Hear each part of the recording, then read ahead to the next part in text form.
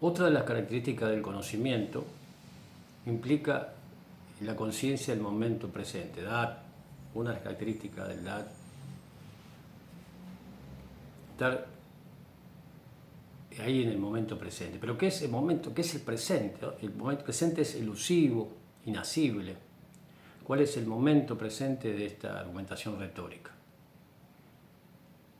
Por eso, quizá una de las denominaciones para Dios en hebreo, ese término impronunciable, el tetragrama, Yud, Hei, Bab, Hei, que es la contracción del verbo ser, estar y existir en pasado, presente y futuro, sum, esse fui en latín. Eso es Dios, una de las denominaciones de Dios. En nuestra lengua es un gerundio, siendo, estando y existiendo. Todos somos, en términos, según la metáfora de Jean-Paul Sartre, mientras corremos el tranvía. Cuando nos detenemos a pensar, perdemos el tranvía. No estamos en el momento presente. Somos en lo que hacemos. De hecho, somos lo que hacemos, bien, más o menos, mal. La capacidad de concentración en eso que hacemos hace que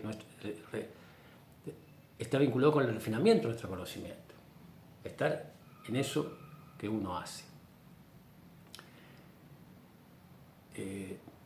Hay un pensador, un investigador húngaro que estudia en la Universidad de Chicago.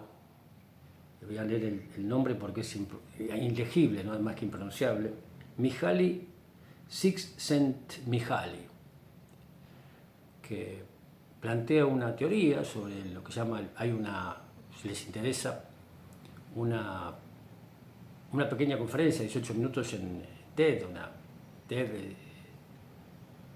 que explica esto que traigo, cómo les empieza a interesar por este tema del flujo, el flow.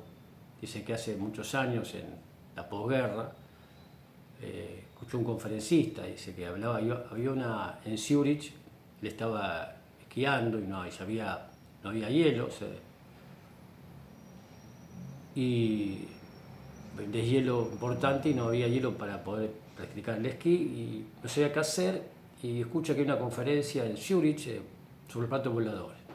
Entonces dice, bueno, no hay ninguna película para ver, voy a escuchar esta conferencia, a ver qué nos dice. Resulta que no hablaba este hombre, el conferencista era Carl Gustav Jung, se refería a los platos voladores como a partir del dolor de la posguerra, ese caos que genera la violencia, la locura de la guerra.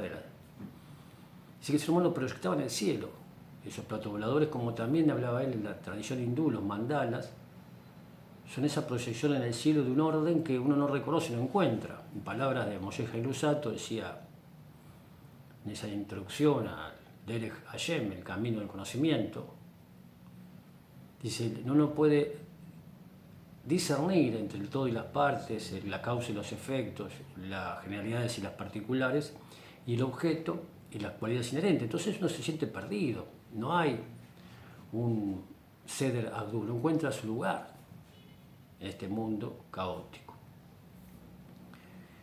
Y entonces empieza a preguntarse por qué la gente, cómo se puede, ese dolor que causa, que es inevitable, cómo uno puede acceder a esa felicidad. Entonces hace investigaciones, se dedica a estudiar y hay preguntas, entrevistas a tener personas creativas. Decía, en Estados Unidos a partir de la década del 50, solo el 30% de la población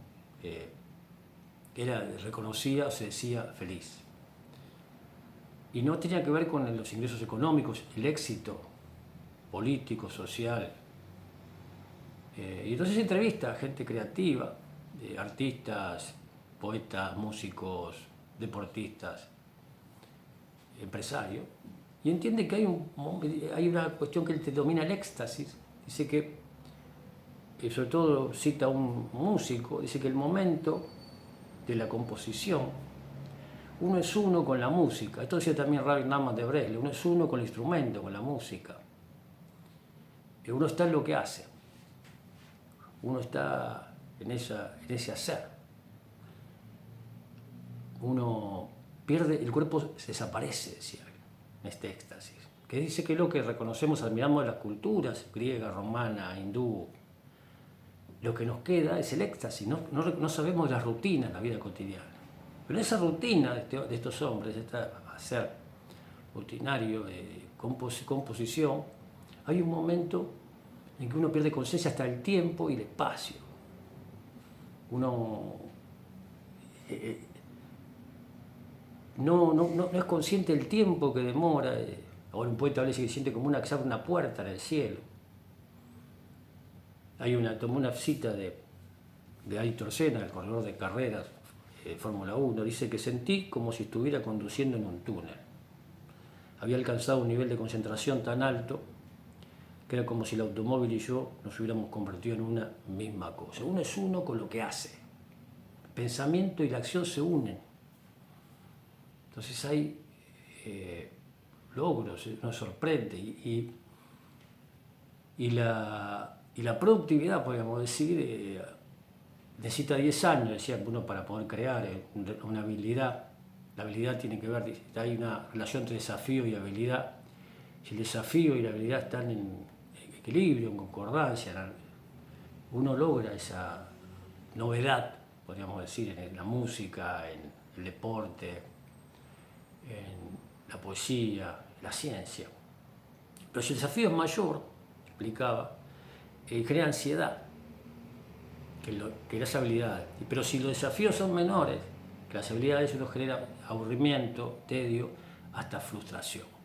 Pero la mayoría de nuestras actividades están por debajo de nuestras habilidades. En general, hoy en día hay tanta información que la mayoría de la gente realiza desafíos, son muy pobres. Pero cómo uno logra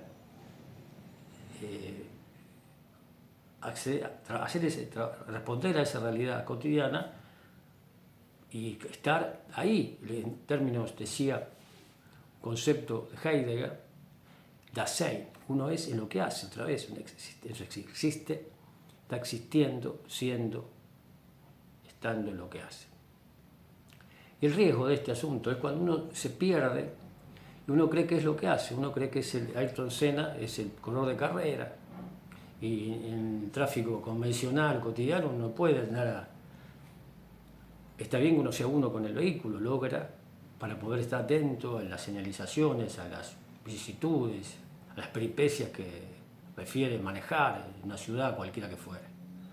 Pero uno se cree que es ese músico y la vida es multidimensional, la realidad, uno responde a muchas realidades, otra vez, un político, un empresario. Y hay una historia muy bonita que refiere a este asunto de cómo se confunde el personaje con el ser humano. Uno se pega a eso que hace y uno cree que es eso que hace. La historia de Gardel, el cantante uruguayo que nace en Tacuarembó, hijo del coronel Escayola, hijo natural, con una hermana de María Lelia, de su esposa, que jamás reconoció que es entregado a una cuidadora para que lo críe. Gardel siempre quiso hablar con su padre y nunca el padre lo recibió.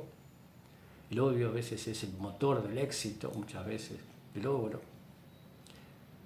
Y este Gardel, que era muy generoso, acá cerquita de casa había una confitería, un café, un bar, donde se una vez un canicita, cuenta la historia, con un tango, Faragute.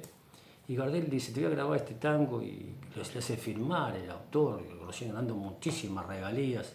La generosidad jamás, la locución de Gardel lo hace que ese tango tenga un éxito impresionante y cobrar y vivir quizá de esos ingresos. Pero en la década del 30 aparece en Buenos Aires el fútbol profesional. Y aparece un jugador que la River se convierte en los millonarios, pero compra un jugador que se llamaba Bernabé Ferreira, la Fiera.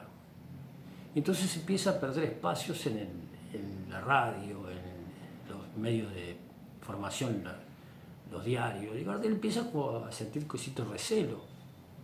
Su nombre empieza, ese ego se empieza a desinflar, otra persona toma un lugar importante.